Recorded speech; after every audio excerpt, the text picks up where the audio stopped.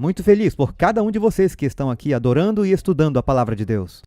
Eu acho que hoje teremos um ótimo estudo bíblico, não por causa do professor, mas porque é um grande estudo e eu espero fazer justiça. Continuamos uma série onde estamos falando sobre as grandes histórias da Bíblia que falam sobre Jesus. Chama-se de capa a capa. Jesus em toda a Bíblia. E hoje, em particular, vamos olhar para Moisés. Eu sempre tive um grande respeito por Moisés, embora eu não tenha sido criado como cristão, mas minha mãe era judia. Mas, além disso, alguns sabem que a minha mãe ela era uma atriz, ela era do mundo dos espetáculos. Ela não era muito famosa, ela não era nem um pouco famosa, mas ela trabalhou em grandes filmes. Ela teve uma participaçãozinha num filme com Charlton Heston e Yul Brynner chamado O Bucaneiro. A gente assiste e diz para as crianças, olha a vovó. Mas ela também participou dos 10 Mandamentos. E também uma pequena participação. Ela estava lá no meio de outros 10.000. Mas eu sempre tive o maior respeito por Moisés, mesmo crescendo como um agnóstico. Porque eu pensava, quem é este homem que fala com Deus? Que recebeu aquela lei e teve a coragem, a audácia de ir contra o faraó? Chegar lá e dizer, deixa meu povo ir. E se não deixar, vai ter problemas. E ele chegou lá com um cajado de pastor e ajudou a redimir uma nação. Eu sempre fui muito inspirado por como ele se afastou de ser um faraó em potencial. Então eu sempre fui intrigado com a história de Moisés. E depois de me tornar cristão, e ao ler a Bíblia, eu fiquei fascinado com o quanto a Bíblia tinha a dizer no Novo e no Novo Testamento sobre esse grande herói da Bíblia. Moisés é mencionado 851 vezes na Bíblia. Só 2 nomes são mencionados mais do que o nome de Moisés, que seriam Jesus e o mais mencionado, que é Davi. Mas o nome de Moisés é mencionado 80 vezes no Novo Testamento. As pessoas pensam que no Novo Testamento, que Moisés agora é do passado, mas Moisés é fundamental para a sua compreensão do Evangelho. Agora, eu gostaria de chamar sua atenção para um verso da Bíblia, 1 Coríntios capítulo 10. Veremos a história do Êxodo, na qual Moisés é parte integrante. É uma alegoria do plano da salvação. Alguns perguntam, pastor, por que você se preocupa em pregar essas histórias da Bíblia? Procurando por Jesus nelas. Foi o que fizeram os escritores da Bíblia. Vejam isso, 1 Coríntios 10, começando no verso 1. Ora, irmãos, não quero que ignoreis que nossos pais estiveram todos debaixo da nuvem, e todos passaram pelo mar, e todos foram batizados em Moisés. Oi? Batizados em Moisés? Moisés é um tipo de Cristo? Deve ser. E todos foram batizados em Moisés na nuvem e no mar. Todos comeram de uma mesma comida espiritual e beberam de uma mesma bebida espiritual. Porque bebiam da pedra espiritual que os seguia, e a pedra era Cristo. Agora, você lembra quando Moisés feriu a rocha e a água saiu da rocha? Mas aqui diz que a rocha os seguia.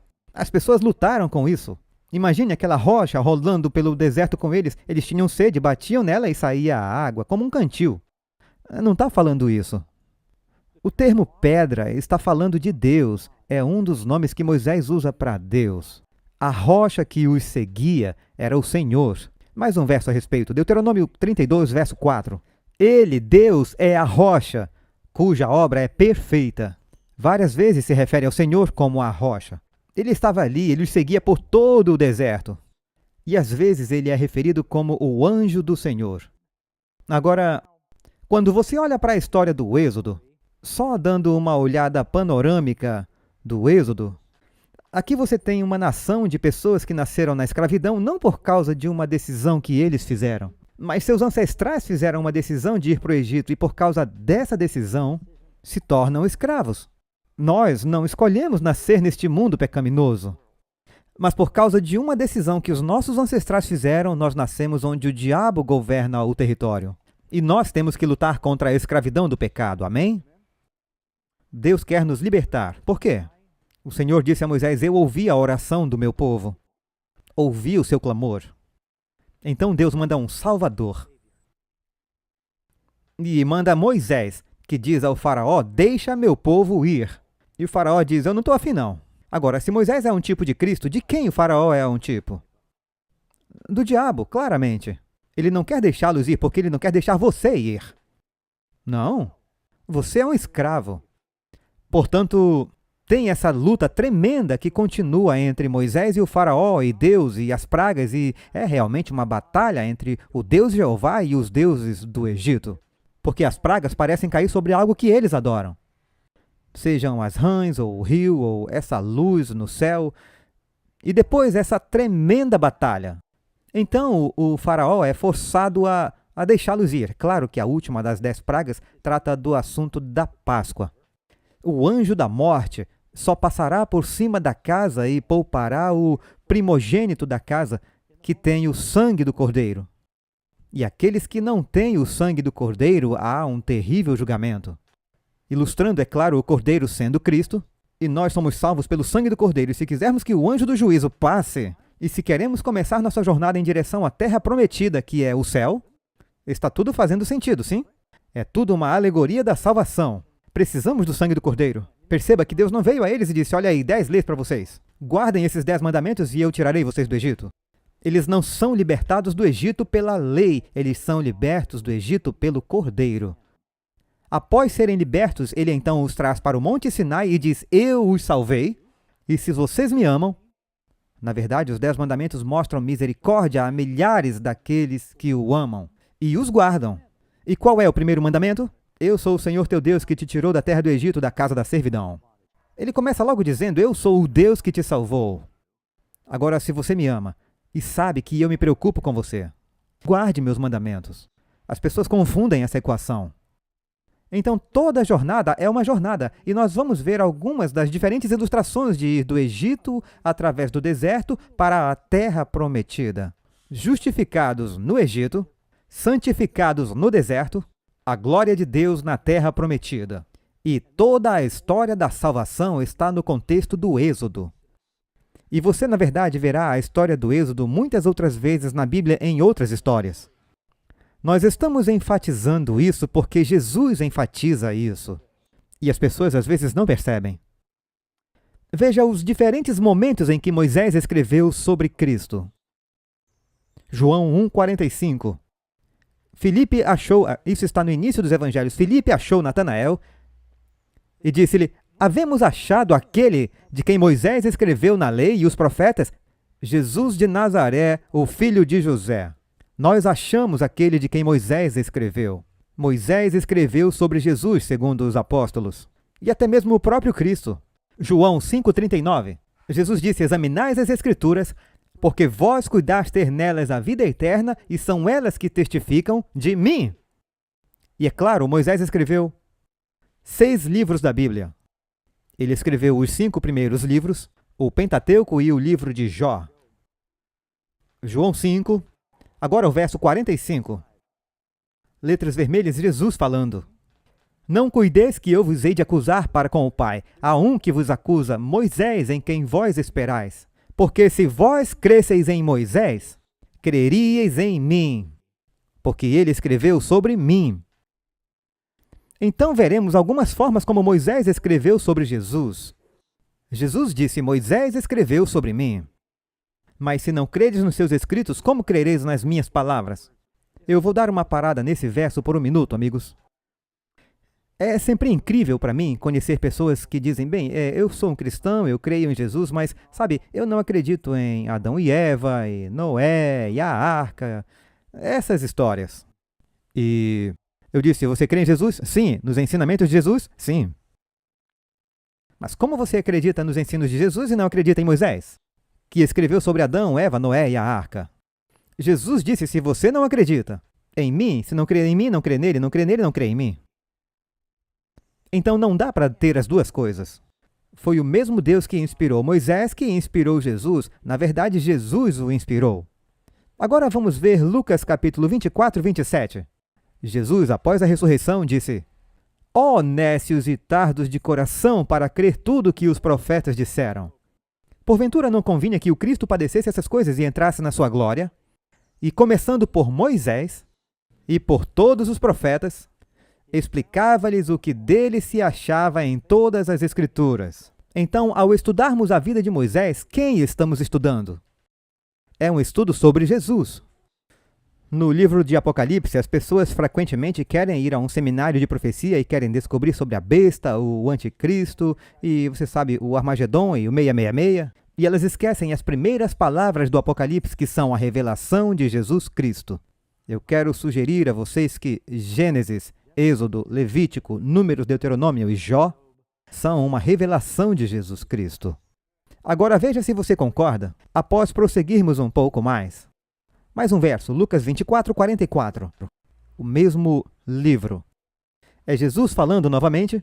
São estas as palavras que vos disse, estando ainda convosco, que convinha que se cumprisse tudo que estava escrito na lei de Moisés e nos profetas e nos salmos a meu respeito. Agora, se você voltar para Moisés e disser onde aparece o nome de Jesus, é claro que o nome Josué é semelhante, na verdade é idêntico ao nome de Jesus. Mas não é que Jesus disse o nome de Jesus. Mas nos princípios, nos ensinamentos, você encontrará, e na experiência de Moisés, você encontrará uma repetição da experiência de Jesus. Portanto, vá a Deuteronômio 18. Eu postei ontem à noite na minha página do Facebook, toda sexta-feira à noite, o sermão do dia seguinte, chamando as pessoas para assistirem. E eu comecei a fazer isso durante o Covid, e eu acho que é uma boa prática, porque as pessoas dizem, sim, eles lembram e eles assistem. E eu postei ontem à noite que eu achava que Moisés era um dos melhores tipos de Cristo na Bíblia, que Moisés escreveu sobre Jesus. Alguém fez um comentário e disse, Moisés não escreve sobre Jesus em lugar nenhum. Bem, eu tenho uma resposta para você que mandou essa mensagem agora. Deuteronômio 18, 15. Moisés diz, o Senhor teu Deus te levantará um profeta no meio de ti, de teus irmãos, como eu, e a ele ouvireis. E agora 18, 18. Eu lhes suscitarei um profeta no meio de seus irmãos, como tu. Ele diz que esse profeta que viria seria como Moisés. Veremos isso hoje. Do meio de seus irmãos, ou seja, do meio do povo. E porei as minhas palavras na sua boca. Jesus tem as palavras de Deus na boca? Mais do que ninguém. Na verdade, ele é o verbo que se fez carne. E será que qualquer que não ouvir as minhas palavras que ele falar em meu nome, Jesus diz, eu não falo o que eu quero, mas o que o Pai quer que eu fale. Eu o requererei dele. Aqui Moisés escreveu sobre Jesus, você concorda? Este é um profeta que foi predito como Moisés. Ele, às vezes, no Novo Testamento, é referido como esse misterioso profeta sem nome. Você notou? Moisés não disse qual seria o nome dele. Ele só disse um profeta como eu. E ele não sabia como chamá-lo. Agora, uma vez ele disse, eu vou enviar o profeta Elias. E eles disseram, quando Elias vier, eles sabiam como chamá-lo. Mas esse profeta sem nome, eles o chamavam aquele profeta. Agora veja os exemplos que temos para isso. Ele é esse profeta misterioso, você encontra. João 1, 21. E eles perguntam a João Batista. Os líderes chegaram perguntando, quem é você? E eles disseram, quem é você? Você é Elias? Ele disse, não. Você é o profeta. O que eles querem dizer com o profeta? Eles estão se referindo a esse profeta messiânico que Moisés escreveu, que viria. Ele disse, não. João 1, 25, eles perguntaram a ele dizendo, por que então você batiza se você não é Cristo ou Elias ou o profeta? Novamente, ele é apenas chamado de profeta, mas eles estão se referindo àquele profeta sobre o qual Moisés escreveu. João 6,14. Quando viram o sinal que Jesus fez, eles disseram, certamente este é o profeta que havia de vir ao mundo. Eles viram os milagres de Jesus e com isso eles disseram, este é o profeta, sobre o qual Moisés falou se referindo a Jesus. E se você duvida disso, olhe Atos capítulo 3, verso 22. Porque Moisés disse aos pais, o Senhor vosso Deus levantará de entre vós, irmãos, um profeta semelhante a mim. Aqui é o Novo Testamento, citando o que Moisés escreveu em Deuteronômio. O Senhor vosso Deus levantará um profeta, como eu entre vocês, ouçam o que ele disser. E este é ele. Agora, na coleção de antigos escritos judaicos, tem uma coisa chamada Midrash, Midrash. E é uma espécie de comentário sagrado muito antigo. E lá os rabinos examinam vários livros da Bíblia e fazem comentários sobre isso. E na sessão sobre Eclesiastes, o rabino Baracaia disse em nome do rabino Yitzhak: assim como houve um primeiro Salvador em Moisés, haverá um último. É interessante porque eles não creem em Jesus, mas ouçam o que eles dizem. Assim como é dito do primeiro Salvador, ele pegou sua esposa e seus filhos e os colocou em um burro. Quando Moisés pegou sua esposa e filhos e os colocou num burro para ir para o Egito, se refere a isso. Diz então, será verdade que o último Salvador virá humildemente montado em um burro, Zacarias 9:9. Eles estão interpretando corretamente Zacarias. Seu rei virá montado em um burro. E isso são rabinos escrevendo a respeito. Como o primeiro Salvador forneceu maná, Êxodo 16, eis que derrama o pão do céu sobre vós. Então o último Salvador, Moisés sendo o primeiro Salvador, o último Salvador, como está escrito no Salmo 72:16, que o milho ou o grão abundem pela terra, e Jesus, é claro, multiplicou o pão. Então, até os rabinos antigos sabiam que esse profeta, como Moisés, imitaria muitas das ações de Moisés em sua vida.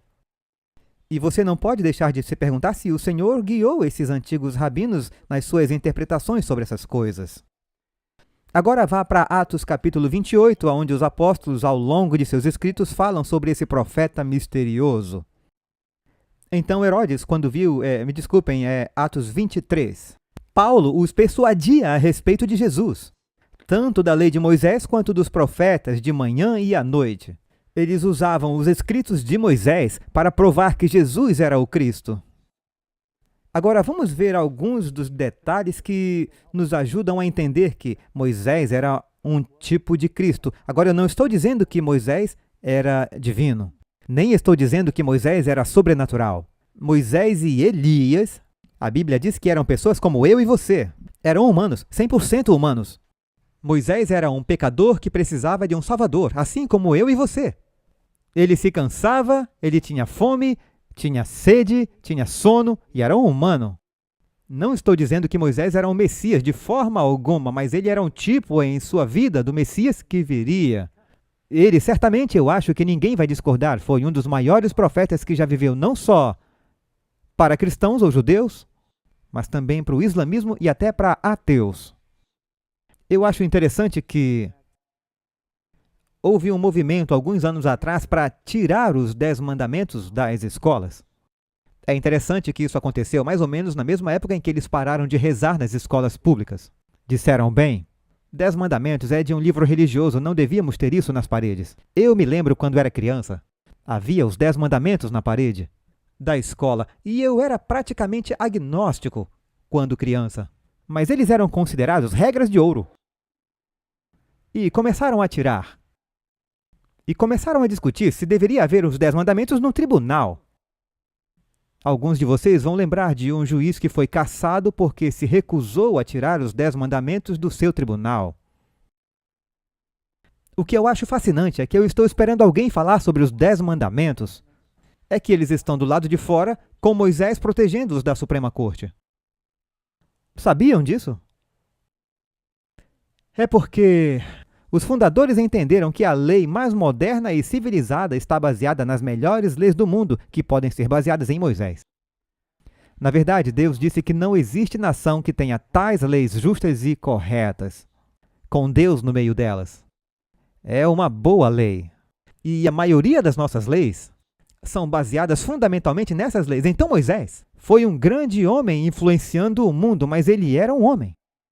Ele perdia a paciência.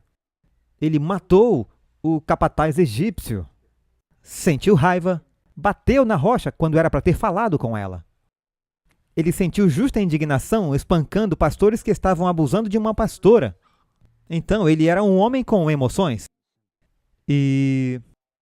Mas um dos grandes profetas. Então, observe bem no começo, tanto Moisés quanto Jesus sobreviveram a um genocídio como bebês.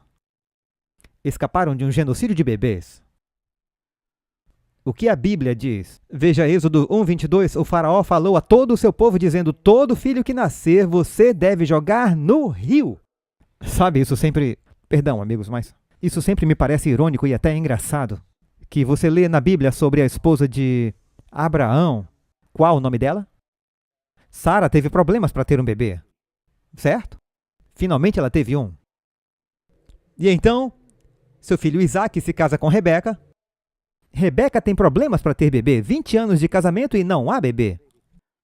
Isaac ora e então, por um milagre, ela dá à luz e tem gêmeos.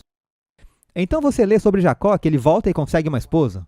E essas esposas da Mesopotâmia devem ter problemas. Na verdade, ele tem 4 esposas. Mas Raquel não pode ter bebês. Finalmente, depois de anos, e deve ter sido difícil, na verdade, ela pegou o marido pela gola da camisa e disse: me dê filhos ou eu morro. E ele disse: o que eu faço? Ele estava cooperando, mas... Então ela teve um bebê. Mas eles lutaram para procriar. Mas daí você lê que quando eles descem para o Egito, diz que as crianças de Israel se multiplicaram. E se multiplicaram muito. E se multiplicaram excessivamente.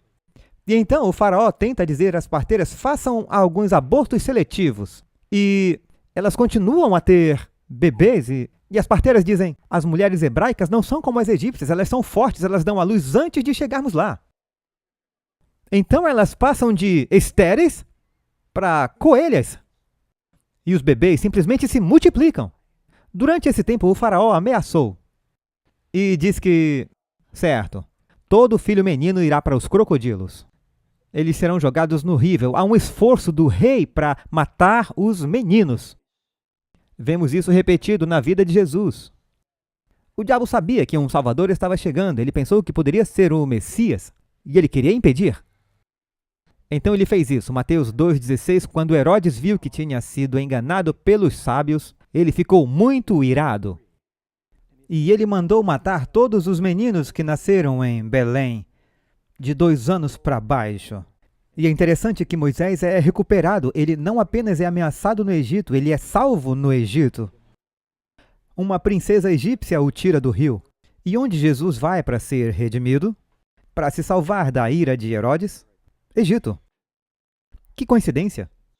Ambos salvos através do Egito, que é a nossa próxima sessão. Êxodo 2, verso 10. Falando de Moisés: e a criança cresceu, e ela o trouxe para a filha do faraó, e ele se tornou seu filho. E então ela o chamou de Moisés, porque eu o tirei da água. A propósito, há vários nomes de reis hebraicos antigos que usam a palavra Moisés. É uma palavra egípcia. Tem até um faraó chamado Moisés. Significa do rio, eles adoram o rio, então ele tira esse nome do rio. O que a água representa? A água, se você olhar Apocalipse capítulo 17, a água que você viu são multidões de povos e nações. Moisés, tirado das águas. Moisés nasceu de escravos, mas veja que ele nunca serviu como escravo. Jesus nasceu de humanos, mas nunca foi escravo do diabo, foi? Ele nunca pecou. Então, Moisés foi criado nessa família humana como Jesus. E através do Egito, eles estão, na verdade, protegidos e preparados para o grande trabalho que farão para salvar os outros. Mateus capítulo 2, verso 13. Um anjo do Senhor apareceu a José em um sonho, dizendo: levante-se, pegue a criança e sua mãe, fuja para o Egito e fique lá até que eu avise, pois Herodes procurará a criança para destruí-la. Claro, mencionamos isso no verso anterior, mas aqui diz a mesma coisa sobre Jesus. E a criança cresceu e tornou-se forte em espírito, cheio de sabedoria, e a graça de Deus estava sobre ele. Portanto, você pode ver esse paralelo em um ponto. Quando Moisés começou seu ministério, Moisés vai para o Egito. E eles disseram que ele estava montado em um burro, como os irmãos de José. Lembram? Estudamos os irmãos de José. Usam os burros para buscar grãos e voltar. Moisés trouxe. E menciona um de seus filhos. Eu acho que é Gerson. Ele trouxe seu filho e sua esposa. Os judeus dizem em um burro para o Egito. Quando começou seu ministério. E aqui temos José, Maria e pelo menos Jesus. Se não havia outros irmãos descendo para o Egito em um burro, então há alguns paralelos aqui. Então, Vemos que eles sobreviveram ao genocídio infantil e eles são salvos pelo Egito. O Egito está envolvido nisso. Eles recusam a riqueza terrena. Agora leia Hebreus capítulo 11, verso 24. Pela fé, Moisés, quando se tornou maior de idade, recusou ser chamado filho da filha do faraó, preferindo sofrer aflições com o povo de Deus do que desfrutar os prazeres passageiros do pecado, estimando o opróbrio de Cristo maiores riquezas. Como Moisés poderia estimar o opróbrio de Cristo? Moisés sabia de Cristo? Devia saber, para que isso seja verdade. Moisés disse: eu prefiro sofrer por Cristo a ter todo o tesouro do Egito. Será que Deus quer o mesmo de nós? Amém? Estimando o opróbrio de Cristo maiores riquezas do que todos os tesouros do Egito, pois ele olhou para a recompensa. Eu me lembro, anos atrás, eu estava no Egito e vi os tesouros do rei Tut. E foi incrível. E eu simplesmente não consigo acreditar. O rei Tut era um dos faraós pobres. E havia tanto ouro. Havia centenas de libras de ouro que foram enterradas. E ele tinha apenas 18 ou 19 anos. Ele não tem uma pirâmide, ele está enterrado. Centenas. Você imagina a riqueza de alguns dos grandes faraós, como Ramsés e aqueles que viveram durante o tempo de Moisés? Impressionante! Os reinos mais ricos do mundo, você vê pela arquitetura. E Moisés não ligou para aquilo. Para pastorear ovelhas por todo o deserto. E por quê? Porque ele tinha mais interesse em Deus e em seu povo. Veja, Moisés, ele foi adotado pela filha do faraó, mas... Perceba, Moisés sabia que ele era hebreu. Porque Moisés tinha 3 meses quando ela o resgatou no cesto no rio. O que ocorria com um bebê de até 8 anos de idade? Então havia evidências, ele sabia que era hebreu. E quando ele saiu para ver seu povo, aos 40 anos sua consciência o incomoda e... é o meu povo. E... ele queria libertá-los. Ele pensou que faria do seu jeito quando ele matou o egípcio. Ele pensou que faria todos se levantarem e os lideraria contra os egípcios, mas não deu certo e o tiro saiu pela culatra. E foi um atraso de 40 anos entre o plano de Moisés e o de Deus. Mas ele tomou uma decisão de lançar sua sorte com uma nação de escravos e povo de Deus, ao invés de pessoas populares do mundo. Todo cristão precisa decidir. Você quer ser grande aos olhos do mundo ou aos olhos do Senhor? Você não pode ter os dois. Não só Moisés tomou essa decisão, o nosso Senhor também decidiu. O diabo levou Jesus a uma montanha bem alta e não mostrou a ele todos os reinos do mundo e toda a sua glória? E não disse: tudo eu te darei se tu te curvares e me adorar? Eu lhe darei todos os reinos do mundo. Não só o Egito, mas tudo. Jesus nem relutou, ele apenas citou as Escrituras e disse: para trás de mim, Satanás. Tu adorarás o Senhor Deus. Jesus cita Moisés a propósito. E só a ele servirás. Portanto, dizer não aos reinos do mundo. E não só Moisés deu as costas para a glória do Egito, Jesus deixou a glória do céu para salvar você e eu. Então ele é um tipo maravilhoso de Cristo. Filipenses 2, verso 7. Mas esvaziou-se a si mesmo, tomando a forma de servo, fazendo-se semelhante aos homens. E, achado na forma de homem, humilhou-se a si mesmo, sendo obediente até a morte e morte de cruz. Moisés humilhou-se a si mesmo, Jesus também. Jesus disse: eu vim do Pai, e eu venho para o mundo. Novamente, eu deixo o mundo e vou para o Pai. Jesus deixou o maior reino do mundo, o reino de Deus no céu, as glórias e os palácios do Todo-Poderoso, se você preferir. Eu não sei que tipo de palácio poderia conter o Senhor. E ele veio ao nosso mundo. Agora, enquanto passamos por essas diferentes amostras de Moisés e Jesus, espero que você não perca as lições que há para você e para mim. Também está nos lembrando que todos temos que tomar essa decisão. A Bíblia diz que Abraão procurou uma cidade que tivesse fundamentos cujo construtor e artífice era Deus. É por isso que ele foi um estrangeiro e peregrino neste mundo, habitando em tendas. Embora Abraão fosse fabulosamente rico, você nunca ouviu falar da mansão de Abraão. Ele possui centenas de servos, se não milhares, gados, ovelhas e tudo mais. Ele disse: eu sou apenas um peregrino aqui, eu estou buscando a terra prometida. Agora, depois que Moisés parte, ele tenta libertar o povo de Deus, ele mata o egípcio, e no dia seguinte, quando dois hebreus estão discutindo, um com o outro, ele diz: irmãos, por que vocês estão brigando? Perceba que Moisés apela pela paz entre seu povo. E Jesus também não apela pela paz entre seu povo que estão brigando. Aqui há escravos brigando. É o que acontece na igreja.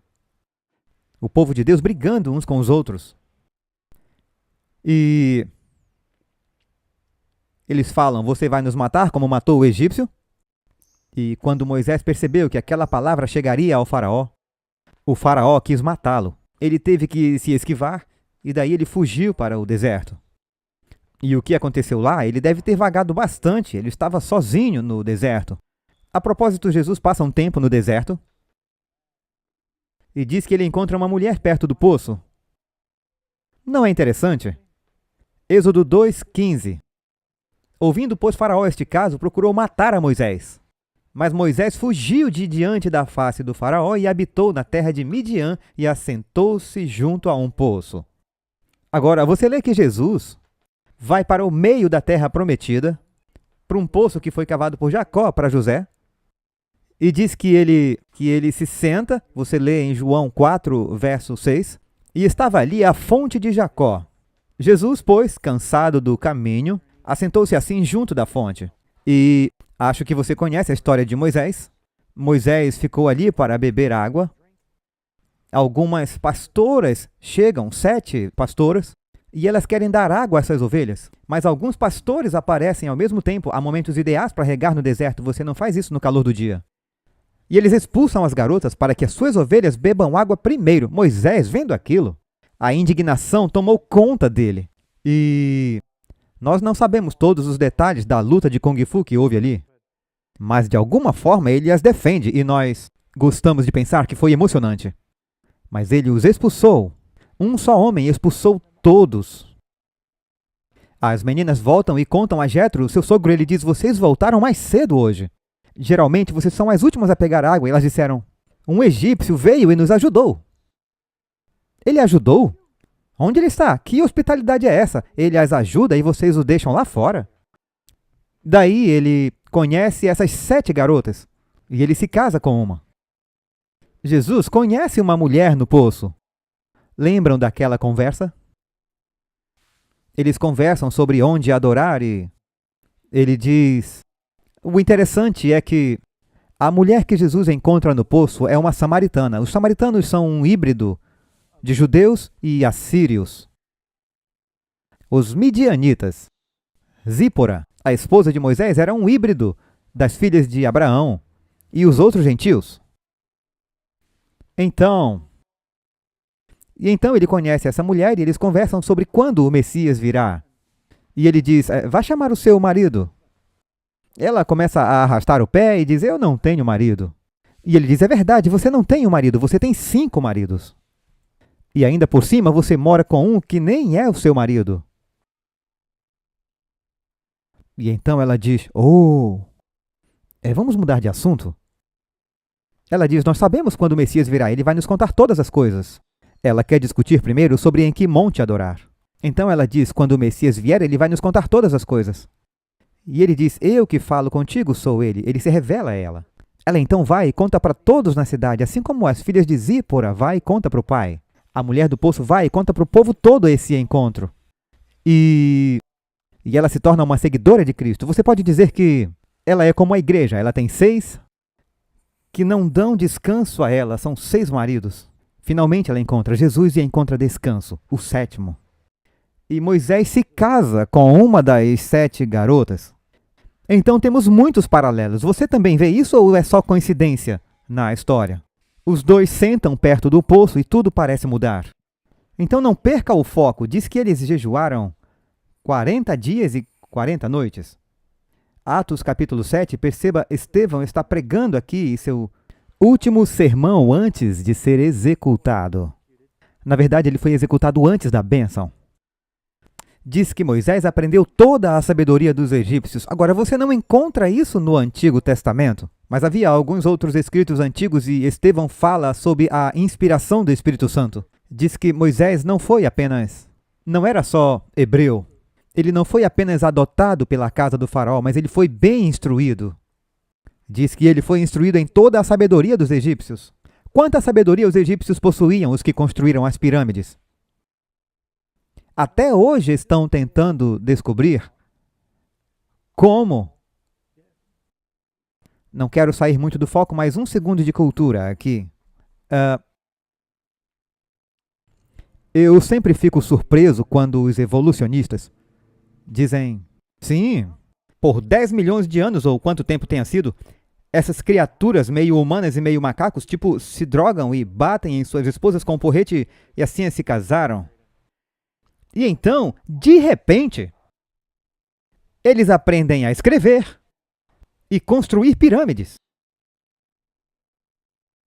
É incompreensível para mim como eles pensam que pode haver esse salto incrível na inteligência, onde eles vão em tão pouco tempo para uma sabedoria tão fantástica. Porque isso é um grande mistério para antropólogos e paleontólogos. A única coisa que podem pensar é: alguém de outro planeta deve ter vindo aqui e ajudou-os a construir pirâmides. Quem já ouviu essa teoria? Sabem o porquê dessa teoria? Eles não conseguem descobrir como eles ficaram espertos tão rápido. Mas Deus deu a Adão e Eva muita sabedoria, e eles foram ensinados por Deus. E eles herdaram um pouco disso com Noé e sua família durante o dilúvio. Os egípcios retiveram um pouco do gênio matemático e cálculo e tudo que eles sabiam. Eles construíram pirâmides. Estevão disse que Moisés foi instruído em toda a sabedoria dos egípcios. E ele foi notado como poderoso em palavras e ações. E agora, com 40 anos, não diz no Antigo Testamento, mas hoje nós sabemos. E ele sentiu no coração ter que visitar seus irmãos, os filhos de Israel. Foi quando ele se meteu em problemas, matou o escravo, matou o capataz e teve que fugir para o deserto. Quantos anos ele tinha aí? 40. É interessante, a vida de Moisés é dividida em 3 partes de 40 anos. Moisés passa 40 anos no Egito. Depois 40 anos no deserto. Depois 40 anos liderando os filhos de Israel do Egito para a Terra Prometida, totalizando 120 anos. Os 3 primeiros reis de Israel, Saul reina por 40 anos, Davi reina por 40 anos, Salomão reina 40 anos. É uma geração bíblica, é interessante. Quanto tempo Jesus passou no deserto antes de começar seu ministério? Um dia profético é 1 ano, ele passou 40 dias. No deserto, não foi? Agora, o que diz sobre Jesus? Acabamos de ler, Moisés era poderoso em palavras e ações. Lucas 24:19. As que dizem respeito a Jesus Nazareno, que foi um profeta, poderoso em obras e palavras. Moisés era esse profeta, poderoso em palavras e ações. Exceto que uma versão diz poderoso em palavras e ações e outra dizem ações e palavras, mas Deus vai me dar graça sobre isso. Mas fala sobre suas vidas, suas palavras combinam com suas vidas, certo? E diz que ele esteve lá com o Senhor 40 dias e 40 noites falando com ele no alto da montanha. E ele não comeu pão nem bebeu água. Quem mais venceu na Bíblia 40 dias e noites jejuando? Elias e Jesus. E observe que foi depois de 40 anos no deserto que Moisés surge como um salvador. Para liderar o povo, depois de 40 dias no deserto, Jesus, após o seu batismo, ele começa o seu ministério. Mais um exemplo de como Cristo e Moisés têm tanto em comum. Outra coisa que vemos, Deus parece que usou muitos pastores. Você vai ouvir mais sobre isso. O que José fazia? Abraão cuidava de ovelhas. Isaac cuidava de ovelhas. Isaac também cultivava, mas ele tinha ovelhas. Jacó cuidava de ovelhas. Abel cuidava de ovelhas, certo? Davi cuidava de ovelhas. Moisés cuidava de ovelhas. Cuidar de ovelhas é um bom preparo para o ministério. O seu pastor aqui já foi, literalmente, um pastor. Quando eu morei com os navarros, eu tinha amigos que cuidavam de ovelhas. E um dia eu fui com a minha moto mostrar para eles como era fácil reunir as ovelhas de moto. Eles deixaram no primeiro dia. Então eles pensaram e disseram: é mais fácil para você, mas é difícil para as ovelhas. Elas se assustam rapidamente e fogem comigo, correndo atrás delas, conduzindo-as com uma moto. E eu espero não ter que pastorear dessa forma aqui na igreja. Eu acho que falhei como pastor de ovelhas. Mas nos diz que Jesus é o grande pastor. E Moisés estava cuidando das ovelhas de seu pai. Jesus cuida das ovelhas de seu pai. Amém? Êxodo capítulo 3, verso 1. E apacentava Moisés o rebanho de Jetro, seu sogro, sacerdote de Midian. Por que Deus quis que Moisés cuidasse de ovelhas por 40 anos em preparação para o trabalho que ele fez? Ele foi um bom aluno, ele aprendeu nas escolas e nas universidades, e ele era um excelente aluno. Agora, os egípcios tinham leis estranhas. Encontramos o papiro que contém o livro dos mortos, e ali tem curas médicas. E lá diz coisas como: esfregue sangue de verme em sua careca e seu cabelo vai crescer. Os mesmos caras que construíram as pirâmides. Eles lutaram com curas falsas naquela época, como nós hoje, certo? Temos arranha-céus e ainda ouço o mesmo tipo de cura hoje. Daí eles se envolveram em marketing multinível. Sabe como eles chamam? Esquema de pirâmide. Como os egípcios. Então não melhoramos? Mas ele o colocou cuidando de ovelhas e ele tinha todo o aprendizado, mas agora ele precisava desenvolver paciência. E durante aquele tempo no deserto, ele estava se aproximando de Deus. Há algo sobre a natureza. Ele tem a sua experiência no deserto e isso expõe a Deus. Eu valorizo muito o tempo em que eu vivi nas colinas e Deus falando comigo quando comecei a ler a Bíblia. E eu acho que todos devemos fazer isso. Jesus disse aos discípulos: vão para um lugar tranquilo e descansem um pouco. Precisamos desse tempo com o Senhor. E eu acho interessante que ele o preparou pacientemente, cuidando de ovelhas. E como pastor, ele tinha um cajado. E com aquele cajado de pastor, ele foi na sarça ardente, o Senhor falou com ele.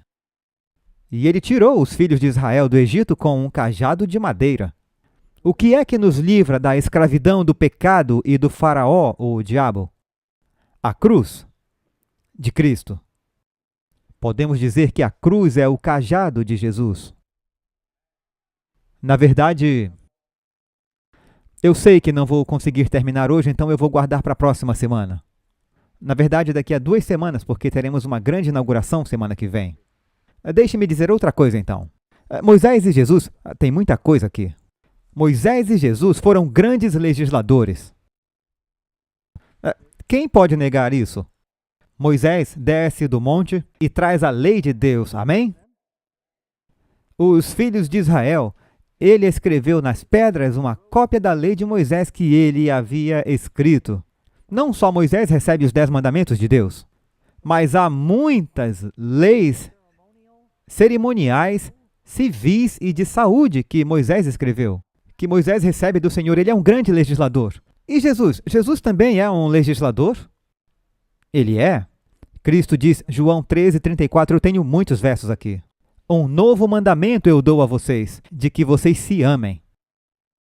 Ele se sentou e ensinou sua lei a eles.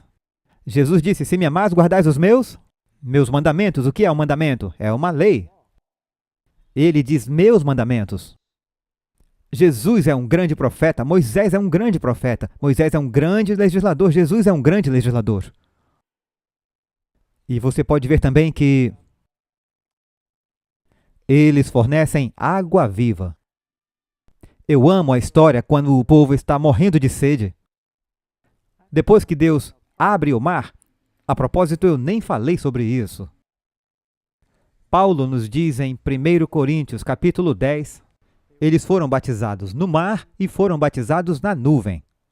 A abertura do Mar Vermelho é um símbolo do batismo nas águas. Aquela coluna de fogo durante o dia muitas vezes parecia fumaça e lhes dava sombra, mas à noite eles viam fogo brilhando no meio dela. Eu vi que em incêndios florestais na Califórnia, Durante o dia você vê uma grande coluna de fumaça subindo das árvores, mas quando o sol se põe ela fica vermelha e brilha. E essa era uma coluna de fogo no deserto. E eles tiveram o Mar Vermelho, eles passaram pelo Mar Vermelho e foram também batizados na nuvem. Jesus disse: a menos que vocês nasçam da água e do Espírito, vocês não podem entrar no reino dos céus. Devemos ser batizados na água e devemos ser batizados no Espírito Santo. Amém? Os filhos de Israel, antes de chegar à terra prometida, eles têm que passar pela água. Eles tiveram que passar a ser batizados no Espírito. Quando você caminha em direção ao Senhor no santuário, você tem aqueles 3 móveis ali. Antes de chegar ao lugar santo, você tem que passar pelo átrio. E no pátio eles tinham o fogo e depois tinham a água. Precisamos do batismo do Espírito, que é o fogo, e precisamos do batismo nas águas. Então foram para o deserto como a experiência do santo lugar. Acho que todo o plano da salvação está na história de Moisés e do Êxodo. E também nos fala sobre Jesus. O povo sentiu sede e disse: você nos trouxe aqui para nos matar? É incrível a rapidez com que eles esqueciam. Eu lembro de ter lido uma história verídica. 1921, um grupo de soldados britânicos estava fazendo uma patrulha na península do Sinai que a Grã-Bretanha ocupou um dia. E eles se perderam numa tempestade de areia, suas bússolas falharam ou quebraram, estavam totalmente perdidos. Perceberam que iam morrer de sede antes que o resgate chegasse. Eles estavam esperando por uma equipe de busca e encontraram um abrigo, um lugar entre as rochas. Tentaram cavar um poço e ficaram exaustos e não conseguiram encontrar água e estavam quase à beira da morte. E um deles disse, em desespero: nós estamos no mesmo deserto onde Moisés liderou os filhos de Israel. Disseram: sim. Eu me lembro de ter lido na escola dominical que Moisés atingiu a rocha e a água saiu. E disseram: bem, sim. E um deles tinha uma picareta. E começaram a cutucar a rocha. Havia uma pedra calcária lá onde eles estavam tentando encontrar uma sombra no deserto esperando o resgate. E morrendo de sede, ele começou a bater na pedra. Os amigos pensaram: ele está louco, mas ele bateu um pouco mais e começou a escurecer com a aparência de umidade. E seus amigos viram aquilo e começaram a se revezar no trabalho, até que logo encontraram uma cavidade de água na rocha. E eles encontraram água suficiente para sustentá-lo na rocha, no deserto, até que fossem resgatados. Não é incrível? Alguém tomou a palavra de Deus literalmente e olha o que aconteceu. Eles disseram: o que vamos fazer? Você nos trouxe aqui para nos matar? E Deus disse a Moisés: fere a rocha e a água brotará. Quando a água brotou, eles chamaram de água viva. Jesus é aquela rocha. Aquela rocha que os seguia era Cristo. Ele foi ferido do Pai por você e por mim, para que possamos ter o refrigério, a água viva. Amém? Então, durante toda a história de Moisés, na verdade estamos vendo a história de Jesus. Vocês enxergam isso? Isso não é coincidência, isso foi desenhado pelo Senhor. Esse livro é verdadeiro. E o que ele diz sobre Cristo é que Cristo é verdade. Ele pode te salvar, mudar tua vida, ouvir tuas orações e livrar você. E depois dessa experiência de Moisés, também podemos ver como, através da graça de Deus, também podemos operar nossa salvação com temor e tremor. Temos um deserto a percorrer, mas Ele quer nos levar para a terra prometida. Quantos acreditam que Ele pode? Ele pode nos alimentar com o pão e com a água viva. E Cristo, a rocha, foi ferido para tornar isso possível. Vamos pedir isso a Ele. Amado Senhor, nós estamos emocionados ao olharmos para essas histórias fabulosas e fascinantes da Bíblia, que ilustram teu justo e poderano saber sobre os assuntos do homem em todos os detalhes. Podemos te ver trabalhando. E, Senhor, sabemos que tu tens um plano para nossas vidas. Nós vemos como a vida de Moisés foi lindamente mapeada para ilustrar a vida de nosso Salvador. No entanto, também vemos que ele, como uma pessoa normal, foi capaz de superar e tomar decisões. Podemos tomar a mesma decisão de te escolher. Por favor, abençoa. Que, como o personagem de hoje, possamos dar as costas aos reinos desse mundo e fixemos o olhar no reino celestial. E estejamos dispostos a lançar sorte com teu povo, embora sejamos escravos, com tuas ovelhas no deserto, para que finalmente possamos estar no teu reino. Abençoe cada um. Sabemos que há muitas lutas e provações na vida de cada pessoa, e deles graça, Senhor. Eu oro para que tu possas nos dar alegria e poder, de maneira especial, ser com aqueles que foram dedicados hoje, as criancinhas e as famílias, e os que foram batizados, enche-os com o Espírito Santo. E traga-os de volta para adorá-lo novamente na próxima semana. Agradecemos e oramos em nome de Jesus. Amém.